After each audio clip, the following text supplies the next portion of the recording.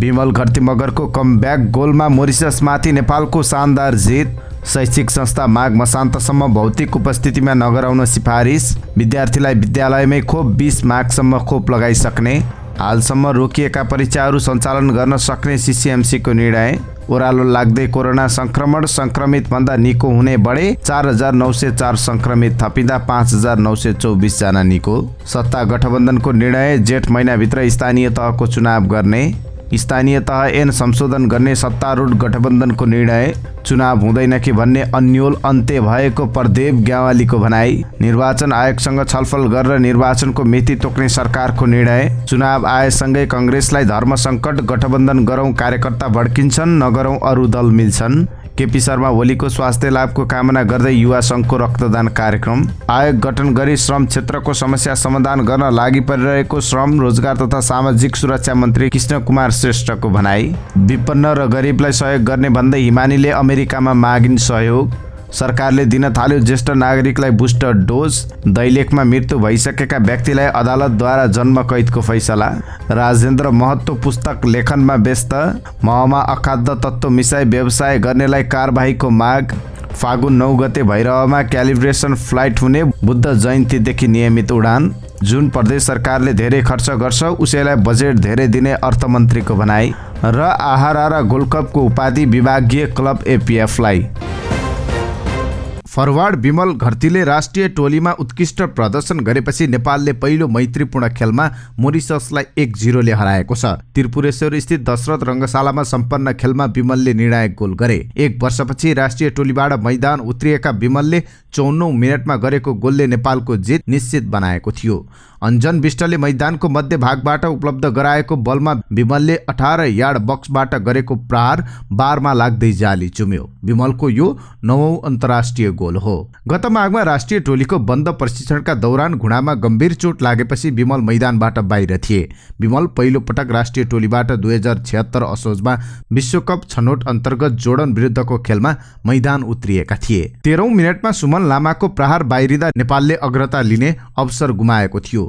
26औं मिनेटमा विमल घरतीको फितलो प्रहार मोरिससका कप्तान तथा गोलकिपर केभिन जेन लुइसले सहजै नियन्त्रणमा लिएका थिए। 53औं मिनेटमा मोरिससका मिडफिल्डर एड्रियन फन्कोइसको प्रहार नेपालका गोलकिपर किरण कुमार लिम्बुले बचाएका थिए। पहिलो हाफको अन्तिम मिनेटमा अन्जनले गोलको सुनौलो मौका खेरा फाले।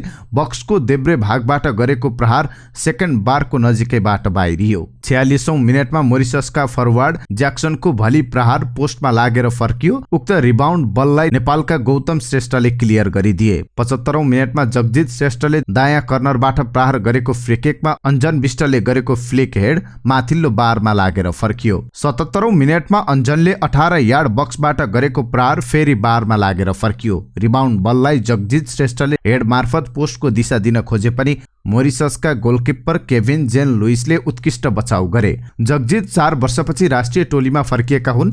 सन् 2017मा अस्ट्रेलिया लागेका जगजित ए डिभिजन लिग खेल्न नेपाल फर्किएका थिए। उनी त्रिभुवन आर्मी फुटबल क्लबबाट लिग खेलिरहेका छन्।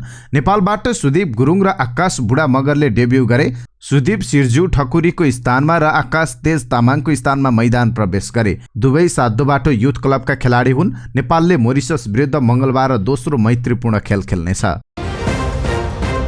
कोभिड-19 संकट व्यवस्थापन समन्वयन केन्द्र सीसीएमसीले शैक्षिक संस्थाहरू भौतिक उपस्थितिमा माघ मसान्तसम्म बन्द गर्ने सिफारिस गरेको छ। शुक्रबार बसेको सीसीएमसीको बैठकले शिक्षण संस्थाहरू भौतिक रूपमा माघ मसान्तसम्म बन्द गर्न सिफारिस गरेको प्रवक्ता तथा सहसचिव सुनिता नेपालले जानकारी दिनुभयो। उहाँका अनुसार शिक्षण संस्थाहरूले वैकल्पिक माध्यमबाट पढाइ सञ्चालन गर्न भने पाउनेछन्। यसअघि कोरोनाको संक्रमण तीव्र गतिमा फैलिएपछि माघ 15 गतेसम्म हिउँदे बिदाको रूपमा बिदा दिन भनिएको थियो। तर अझै संक्रमण नियन्त्रणमा नआइसकेको हुँदा यसलाई लम्ब्याउन सिफारिस गरिएको हो।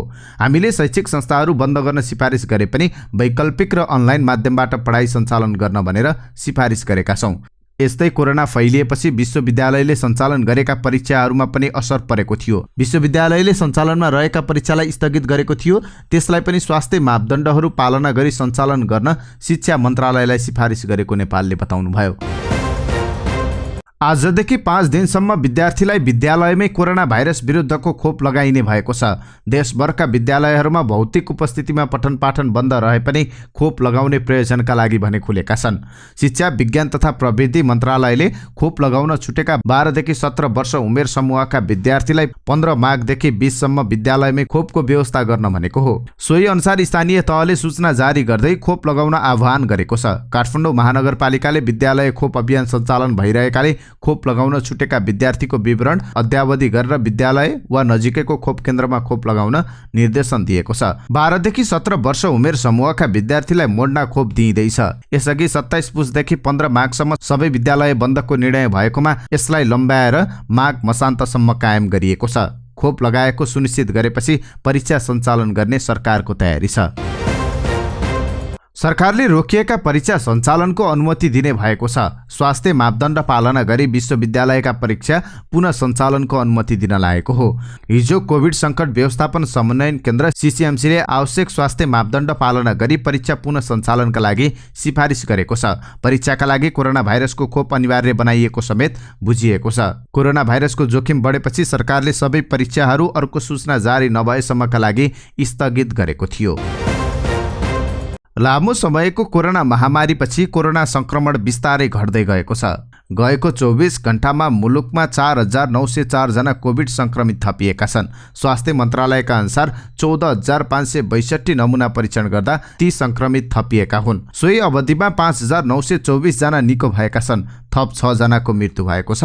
सक्रिय संक्रमित संख्या 78,329 पुगेको छ। उपत्यकामा हिजो 1,820 जना संक्रमित थपिएका छन्, जसमध्ये काठमाडौँमा 1,404, ललितपुरमा 305 र भक्तपुरमा 111 जना संक्रमित थपिएका हुन्। सत्ता गठबन्धनले जेठ महिनाभित्र स्थानीय तहको चुनाव सम्पन्न गर्न सरकारलाई सुझाव दिने निर्णय गरेको छ। गठबन्धन बैठकपछि पत्रकारसँग कुरा गर्दै सरकारका प्रवक्ता समेत रहनुभएका कांग्रेस नेता ज्ञानेन्द्र बहादुर कार्कीले जेठ महिनाभित्र स्थानीय चुनाव सम्पन्न हुने बताउनु भएको हो। मिति तोक्नका लागि सरकारलाई निर्वाचन आयोगसँग छलफल गरी तय गर्न सुझाव दिएको पनि उहाँले बताउनुभयो। जेठ महिनाभित्रमै स्थानीय तहको निर्वाचन सम्पन्न हुने उहाँले प्रश्न पार्नु भएको छ। उहाँले संविधानसँग बाझिएका कानुनहरूलाई संशोधन गर्नुपर्ने भए त्यसको तयारीका लागि पनि सरकारलाई सुझाव दिएको जनाउनु भएको छ। आगामी जेठ मसान्तभित्र स्थानीय तहको चुनाव हुने भएको छ। सत्तारूढ गठबन्धनका दलहरू स्थानीय तह निर्वाचन ऐन संशोधन गर्ने निष्कर्षमा पुगेका छन्। प्रधानमन्त्रीको सरकारी निवास बालुवाटारमा शनिबार साँझ बसेको सत्ता गठबन्धनको शीर्ष नेताको बैठकले स्थानीय तह निर्वाचन ऐन 2073 संविधानसँग बाझिएको भन्दै संशोधन गर्न सरकारलाई सुझाव दिएको हो। संविधानसँग बाझिएको ऐन संशोधन गर्नुपर्ने देखिन्छ। सरकारलाई यो काम गर्न सुझाव दिएका छौँ। बैठकमा सहभागी एक नेताले भन्नुभयो, स्थानीय तहको जनप्रतिनिधिको कार्यकालको गणना सम्बन्धी ऐनको व्यवस्था संविधानको धारा 215, 216 र 225 सँग बाझिने भएकाले ऐन संशोधन गर्नुपर्ने ती नेताले बताउनुभयो। ऐनको व्यवस्था अनुसार स्थानीय तहको चुनाव गर्न सक्ने अवस्था नरहेकाले पनि संशोधन गर्नुपर्ने नेताहरूको तर्क थियो। सबै जनप्रतिनिधिको कार्यकाल आउने जेठ 5 गते सकिने भनेको छ र 2 महिना अगाडि चुनाव गर्नुपर्ने पनि भनिएको छ। अब 4 चैतमा चुनाव गर्न त सकिँदैन। सत्ता गठबन्धनका नेताहरूले यसअघि नै ऐन संशोधनको लागि तयारी थाल्न महान्यायाधिवक्ता खम बहादुर खाती सहित अधिवक्ताहरूलाई जिम्मेवारी दिइसकेको छ। 9 माघमा प्रधानमन्त्री शेरबहादुर देउवा सहित नेताहरूले महान्यायाधिवक्तालाई दिएको जिम्मेवारी अनुसार आउने प्रस्ताव नै अब अगाडि बढाउने बैठकले निर्णय गरेको छ। उक्त ऐनका अनुसार आगामी जेठ 5 गते स्थानीय तहका जनप्रतिनिधिहरूको कार्यकाल पूरा हुनेछ।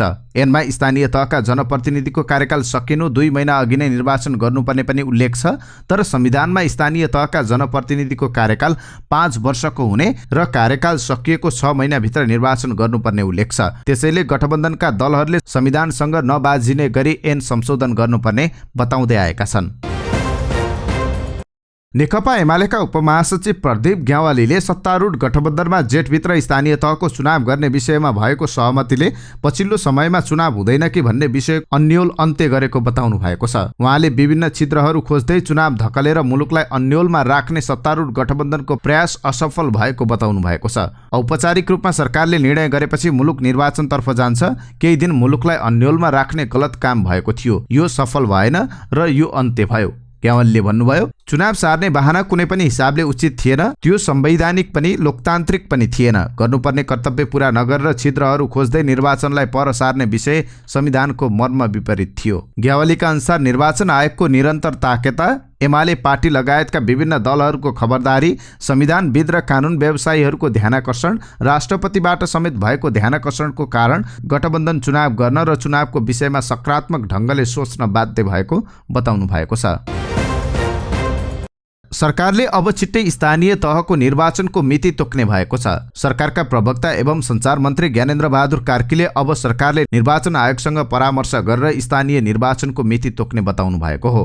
यद्यपि 5 दलीय सत्ता गठबन्धनको बैठकबाट जेठमा स्थानीय निर्वाचन गर्ने सहमति जुटेको मन्त्री कार्कीले बताउनु भएको छ। गठबन्धनले आगामी जेठभित्र स्थानीय निर्वाचन गर्न सरकारलाई सुझाव दिएको छ। त्यसका लागि कानुनी अप्ठ्याराहरू हुन सक्छन्। संविधानसँग हाम्रो स्थानीय तहको निर्वाचन ऐन बाजिएको अवस्था छ। त्यसैले कानुनमा समेत आवश्यक संशोधन गरेर जेठभित्रमा सरकारले स्थानीय निर्वाचन सम्पन्न गर्छ। मन्त्री कार्कीले भन्नुभयो, अब सरकारले निर्वाचन आयोगसँग छलफल गरेर निर्वाचनको मिति तोक्छ।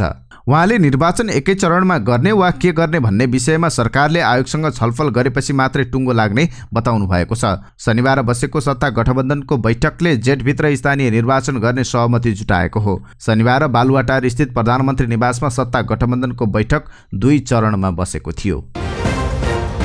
2074 को निर्वाचनमा पार्टीको लज्जास्पद पराजयपछि तत्कालीन संस्थापन इतर समूहले एक ढिक्का भएर कांग्रेस सभापति शेरबहादुर देउवा विरुद्ध मोर्चाबन्दी गरेको थियो।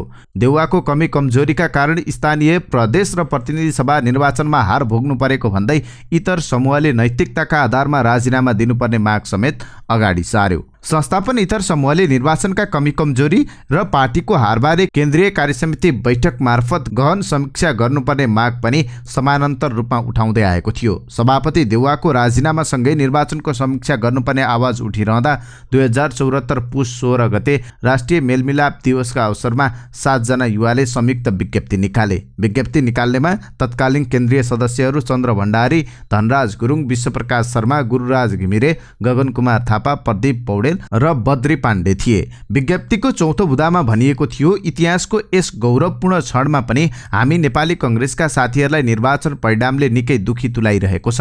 नेपाली जनताको अपार स्नेह, विश्वास र समर्थन हुँदाहुँदै पनि परिणाम किन यस्तो आयो? यस विषयले आज सबै साथीहरूमाझ गहिरो चिन्ता छोएको छ।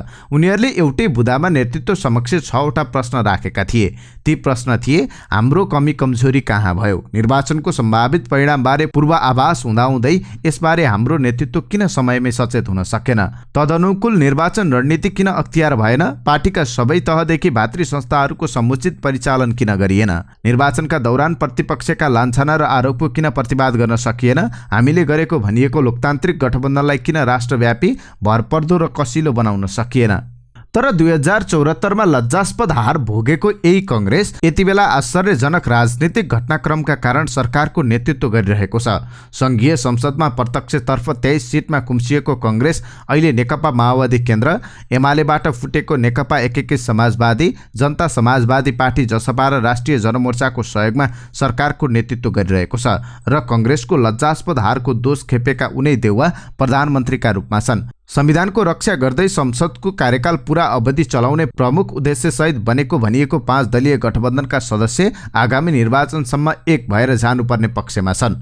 यो गठबन्धन कांग्रेसलाई भन्दा धेरै माओवादी र एकीकृत समाजवादीलाई चाहिएको छ। यी दुई दल त गठबन्धनबाटै तिनै तहको निर्वाचनसम्म लैजानुपर्ने पक्षमा छन्। सत्ता साझेदार यी दुई दलको प्रस्तावले कांग्रेसमा हलचल ल्याएको छ।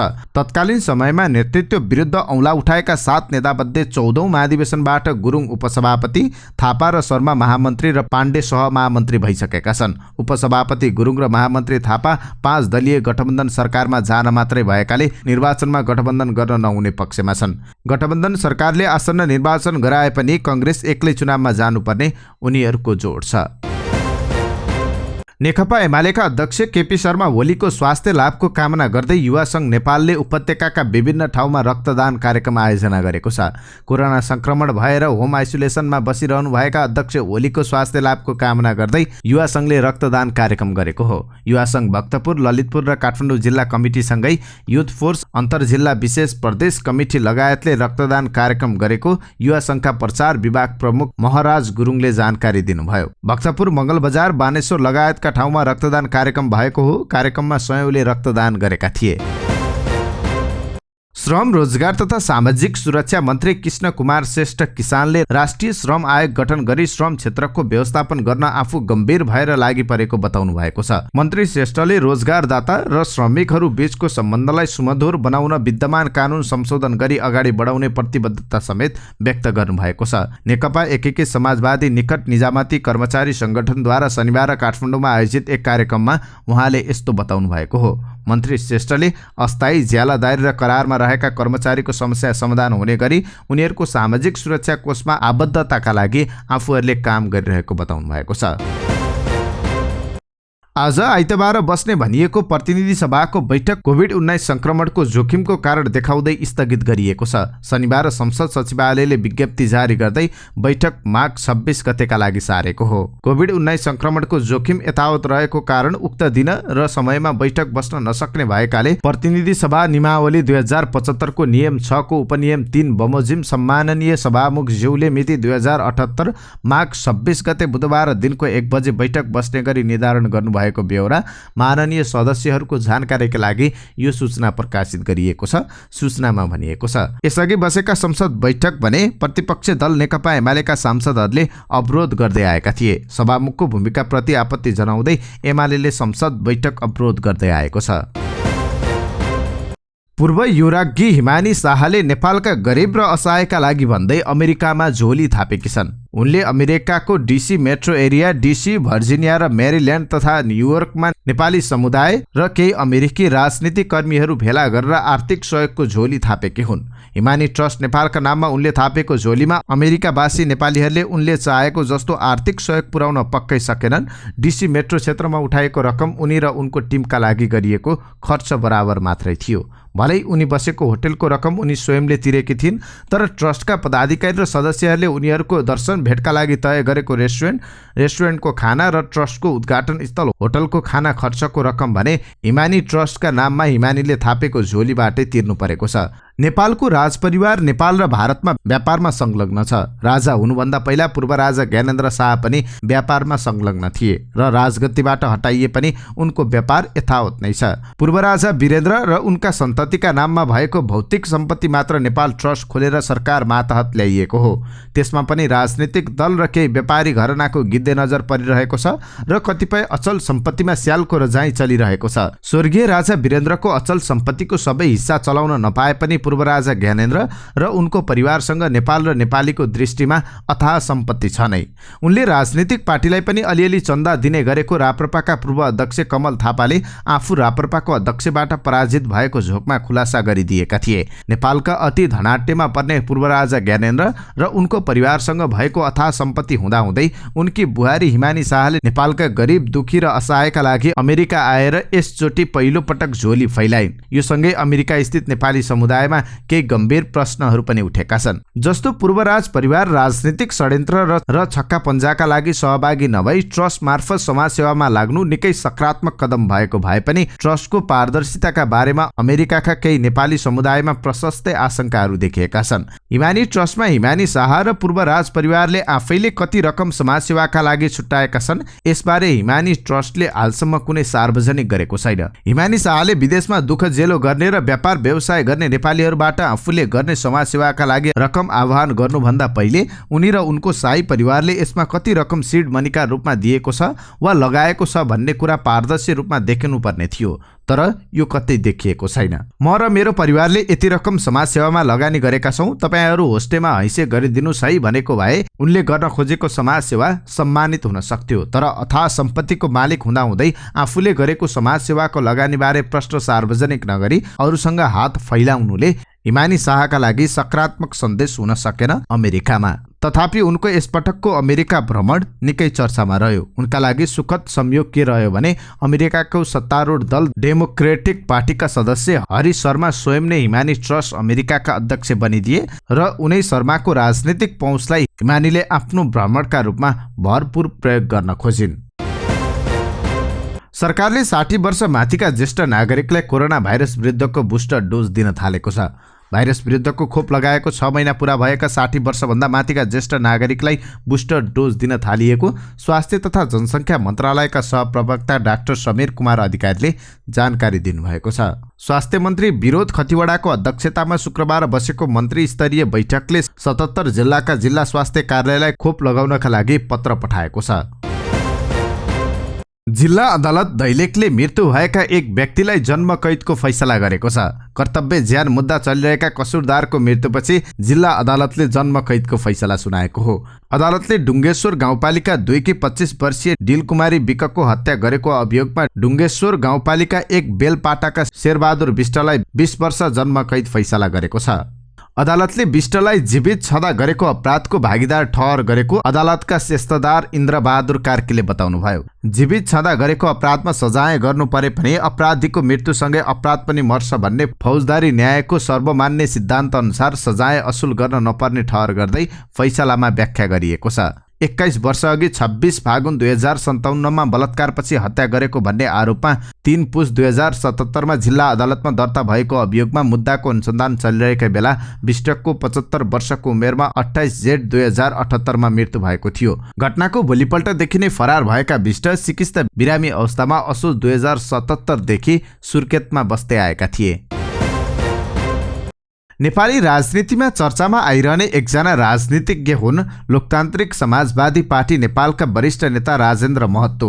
तर अचेल उनी त्यति दृश्यमा देखिएका छैनन्। राजेन्द्र महतो सार्वजनिक कार्यक्रमहरूमा पनि त्यति देखिँदैनन्। यसको कारण हो उनी अहिले पुस्तक लेखनमा व्यस्त छन्। आफ्नो 30 दशकको राजनीतिक घटनाक्रमलाई खोतल्ने र त्यसलाई लिपिबद्ध गर्ने कार्यमा उनी व्यस्त छन्। लोकतान्त्रिक समाजवादी पार्टीका युवा नेता सन्तोष मेहताले भने नेता महतोजी अचेल राजनीतिमा सक्रिय हुनुका साथै किताब लेखनमा पनि व्यस्त हुनुहुन्छ। उहाँको किताब चाँडै जनता समक्ष आउँदैछ। उक्त किताबमा 2046 देखि हालसम्म उनले भोगेका देखेका कुराहरूलाई लिपिबद्ध गर्नुका साथै देशको पुनर्संरचना र नयाँ नेपाल कसरी बनाउने भन्ने विश्लेषणात्मक ढाँचा पाउन सकिन्छ। वरिष्ठ नेता महतोले लेख्दै गरेको किताबको नाम सङ्घर्षको 3 दशक बनाउने नेपाल सबै नेपालीका लागि हुने बताइएको छ। उनको किताब तयारीमा सहयोगी भूमिका निभाइरहेका एकजनाले भने लगभग सङ्घर्षको 3 दशक बनाउने नेपाल सबैका लागि नाम रहनेछ, यद्यपि अझै केही हुन सक्छ कि भनी छलफल भइरहेको छ। 2046 यता नेपाली राजनीतिको उतार चढावका प्रत्यक्ष साक्षी रहेका नेता महतोको यो किताब नेपालको सन्दर्भमा एउटा महत्त्वपूर्ण दस्तावेज हुने विश्वास गरिएको छ। किताब लेख्ने काम सकिएको छ। अहिले त्यसको सम्पादन र रिराइटिङको काम भइरहेको छ। त्यसमा नेताले पूरा समय दिइरहनु भएको छ। नेपाली महको पहिचान गुब्रे गरी नाजायज मुनाफा लिने उद्देश्यले अखाद्य वस्तु मिसाएर व्यवसाय गरेको भन्दै हालै केन्द्रीय अनुसन्धान ब्युरो सिआइबीले गरेको कारबाहीप्रति नेपाल केन्द्रीय मह व्यवसायी सङ्घले स्वागत गरेको छ। ज्याठक्का मह व्यवसायको नाममा एक व्यापारीले अखाद्य तत्त्व मिसाई मह भनी अखाद्य वस्तु बिक्री वितरण गर्ने कारखानामा छापा मारेको कार्यले गलत कार्य गर्नेहरू निरुत्साहित भई वास्तविक महको कारोबार गर्ने व्यवसायलाई उत्साहित बनाएको सङ्घले विज्ञप्ति मार्फत विश्वास व्यक्त गरेको छ। व्यवसायको नाममा उपभोक्ताको स्वास्थ्यमाथि खेलवाड गर्ने अपराधीलाई कानुनको कठघरामा उभ्याई सजाय दिलाउन समेत सङ्घले विज्ञप्ति मार्फत माग गरेको छ। आर्थिक उपार्जन, रोजगारी सिर्जना, जनताको जीवनस्तरमा सुधार र जीविकोपार्जनका साथै कृषि जैविक विविधता एवं पर्यावरण संरक्षणसँग प्रत्यक्ष रूपमा योगदान पुर्याई एग्रिकल्चर, हर्टिकल्चर र फरेस्ट्रीको उत्पादन तथा उत्पादकत्व समेत गाँसिएको मौरी पालन व्यवसायलाई संस्थागत गर्दै लैजाने सरकारको लक्ष्यलाई यस्ता गलत क्रियाकलाप र प्रचारले असर पर्ने भएकाले सबैले गम्भीर हुनुपर्नेमा पनि सङ्घले आह्वान गरेको छ। भैरवा स्थित गौतम बुद्ध अन्तर्राष्ट्रिय विमानस्थलमा आगामी फागुन 9 गते क्यालिब्रेसन फ्लाइट गर्ने गरी तयारी भएको संस्कृति, पर्यटन तथा नागरिक उड्डयन मन्त्री प्रेमबहादुर आलेले जानकारी दिनुभएको छ। विमानस्थलको निरीक्षणका क्रममा शनिबार भैरवा पुग्नुभएका मन्त्री आलेले नागरिक उड्डयन प्राधिकरणका अधिकारी र मन्त्रालयका कर्मचारीहरूलाई निर्देशन दिँदै यस्तो बताउनु भएको हो। अब विमानस्थल सञ्चालनमा कुनै विलम्ब गर्नु हुँदैन। बुद्ध जयन्ती अगाडि नै विमानस्थल सञ्चालनमा ल्याइनेछ। निर्माण सुरु भएको 7 वर्षमा गौतम बुद्ध अन्तर्राष्ट्रिय विमानस्थलको निर्माण कार्य लगभग पूरा भएको छ। विमानस्थलमा पूर्वाधार निर्माण, उपकरण जडान सकिएको र केही प्राविधिक काम भइरहेको छ। विमानस्थल निरीक्षणका क्रममा मन्त्री आलेसहित मन्त्रालयका सचिव, नागरिक उड्डयन प्राधिकरणका निमित्त महानिर्देशक प्रेमनाथ ठाकुर, राष्ट्रिय गौरव आयोजनाका निर्देशक, उपनिर्देशक लगायतको टोली भैरवा पुगेको थियो। नेपालले हरेक वर्ष मलको अभाव झेल्दै आएको छ, तर यो वर्ष हाहाकार नै भएको छ। सरकारसँग अहिले मलको मौजदात नै छैन। उता मल आयात गर्ने निकाय कृषि सामग्री कम्पनी लिमिटेडका प्रमुख सहित 4 जना भ्रष्टाचारको आरोपमा निलम्बित छन्, जसले मलका लागि हुने सबै गतिविधि ठप्प रहेका छन्। कृषि तथा पशुपक्षी विकास मन्त्रालय के गर्ने के नगर्ने भन्ने विषयमा अलबलमा छ। भारतबाट 1.5 लाख मेट्रिक टन खरिद गरी तत्कालको गुजारा टार्ने सोच मन्त्रालयले बनाएको छ। त्यसका लागि G2G सम्झौता पत्रमा हस्ताक्षर गर्न सबै तयारी पूरा भएको छ। पुस 29 गते प्रधानमन्त्री शेरबहादुर देउवा भारत भ्रमणमा गएको बेला त्यसमा हस्ताक्षर गर्ने गरी तय भइसकेको छ। हस्ताक्षरका लागि कृषि मन्त्रालयका सचिव डाक्टर गोविन्द शर्मा प्रधानमन्त्री देउवासँगै भारत जाने तयारीमा थिए, तर अचानक प्रधानमन्त्री देउवाको भारत भ्रमण स्थगित भएपछि मल खरिद गर्ने G2G सम्झौतामा पनि ब्रेक लागेको थियो। पछि भर्चुअल छलफल गरेर सम्झौता पत्रमा हस्ताक्षर गर्ने तय भएको थियो। त्यसका लागि कृषि मन्त्रालयले परराष्ट्र मन्त्रालय मार्फत नेपाल स्थित भारतीय दूतावाससँग छलफल पनि गर्यो। अर्थमन्त्री जनार्दन शर्माले जुन सरकारले सबैभन्दा बढी खर्च गर्न सक्छ त्यसलाई नै बढी बजेटको व्यवस्था गर्ने बताउनु भएको छ। अर्थ विषयगत समितिको भर्चुअल बैठकमा उहाँले जनतालाई सबैभन्दा बढी सेवा दिने सरकार राम्रो र सबैभन्दा बढी खर्च गर्ने सरकारलाई बढी बजेटको व्यवस्था गर्ने बताउनु भएको हो। सबैभन्दा बढी जसले सेवा दियो त्यही राम्रो सरकार, जसले सबभन्दा बढी खर्च गर्न सक्यो त्यसैका लागि बजेटको व्यवस्था गर्ने कुरा मैले घोषणा गरिसकेको छु। उहाँले भन्नुभयो, यहाँहरूले खर्च गरेर अपुग भएमा थप बजेट माग गर्दा हामीले यहाँ बाँडिएको बजेट फिर्ता लिएर भए पनि दिन सक्ने अवस्थामा हुनेछौँ। उहाँले कोभिड महामारीमा स्थानीय र प्रदेश सरकारले बढी काम गरेको उल्लेख गर्दै तल्लो सरकारले गरेका असल कामको अंगीकार गरेर जानुपर्ने जोड दिनुभयो। संघीयता बलियो बनाउन असल कामको अंगीकार र कतिपय व्यवहारमा सुधार गरेर जानुपर्ने उहाँले बताउनु भएको छ। पोखरामा सम्पन्न आहारा गोल्ड कपको उपाधि एपीएफले जितेको छ। मनाङ मर्स्याङदीलाई ट्राई बेकरमा 5-4 गोल अन्तरले हराउँदै आहारा गोल्ड कपको 20औं श्रृङ्खलाको उपाधि एपीएफले उचालेको हो। निर्धारित 90 मिनटमा 2-2 गोलको बराबरी भएको थियो। अतिरिक्त समयमा धकेलिएको खेलमा दुवै पक्षबाट गोल हुन नसकेपछि खेल ट्राई बेकरमा गएको थियो। पोखरामा शनिबार भएको फाइनल खेल अवलोकन गर्न दर्शकहरूको घुइँचो लागेको थियो। कोरोना संक्रमण जोखिमका कारण आयोजकले यसैका सबै खेलमा दर्शकहरूलाई प्रवेश दिएको थिएन। मनाङले त्रिभुवन आर्मी क्लबलाई जितेर फाइनलमा प्रवेश गरेको थियो भने एपीएफले मचिन्द्र क्लबलाई जितेर फाइनलमा प्रवेश गरेको थियो। आहारा गोल्ड कपको 6वटा उपाधि उचालिसकेको मनाङले यसपटक एपीएफलाई पराजित गर्न सकेन।